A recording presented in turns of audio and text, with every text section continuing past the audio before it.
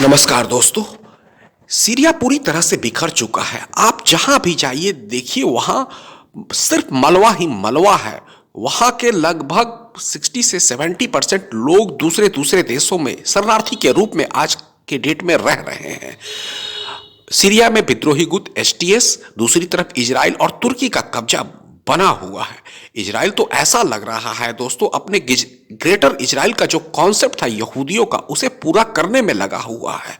और यहां तक न्यूज ये सुनने में आ रहा है अब इजरायली आर्मी सीरिया की राजधानी दमिश्क की ओर बढ़ रही है। यानी ये क्लियर लग रहा है कि इजराइल सीरिया के एक बहुत बड़े हिस्से को कब्जा करने में लगा है। दूसरी तरफ तुर्की, उसका भी बहुत फायदा हुआ है। आप जान कर रखिए तुर्की ने ऐसा गेम प्लान बनाया, उस गेम प्लान में रूस ईरान पूरी तरह से उलझ कर रह गए। उन्हें पता भी नहीं चला दोस्तों कि तुर्की क्या करने वाला है। और तुर्की को जो करना था उसने कर कर दिखा दिया। तुर्की का एक इंटरेस्ट है कुर्दों से लड़ना। अब आइए दोस्तों, इस सीरिया संकट में अगर किसी का सबसे ज्यादा नुकसान हुआ है ना दोस्तों तो बेचारे ईरान का हुआ है। आप जानकर दंग रह जाएंगे दोस्तों। ईरान सीरिया के लिए इतना इंपॉर्टेंट था दोस्तों, मैं कह नहीं सकता। इसी सीरिया के माध्यम से वो अपने विद्रोही गुटों को हथियार, पैसा भेजा करता था दोस्तों। आज वह रूट पूरी तरह से बंद है। वहां इजरायली आर्मी का कब्जा हो गया है। अब ईरान चाह कर भी अपने जो विद्रोही गुट थे, जिसमें हिजबुल्ला और भी बहुत सारे विद्रोही गुट थे, उन्हें आर्म्स एम्यूनेशन नहीं पहुंचा सकता। अब आइए दोस्तों, यही नहीं रुके।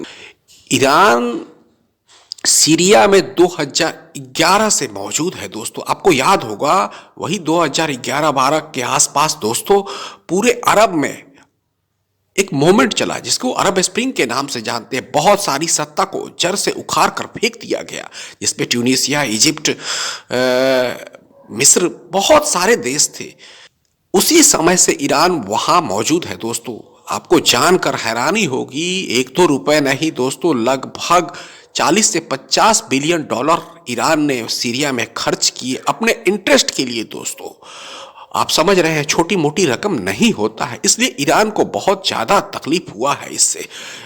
अब ईरान पूरी तरह से डरा हुआ है कि जिस तरह से पश्चिमी देशों, जिसमें खासकर अमेरिका और भी जो उसके सहयोगी है, जिसमें एक इजराइल ने मिलकर दोस्तों सीरिया का ये हाल किया। अब ईरान को सबसे ज्यादा डर है कि अगला टारगेट, जिस दिन ट्रंप शपथ ले लिया, अगला टारगेट ईरान ही होने वाला है।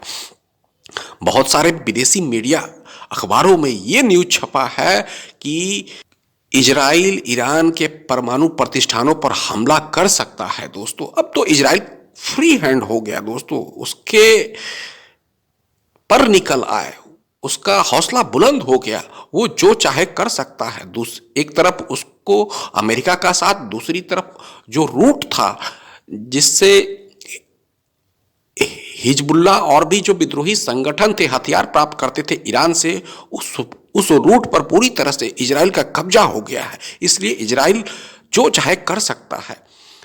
दोस्तों आपकी क्या राय है? क्या भविष्य में सीरिया का बिखरना पूरे दुनिया के लिए खतरे की घंटी है? प्लीज कमेंट बॉक्स में बताएं और चैनल को सब्सक्राइब करें।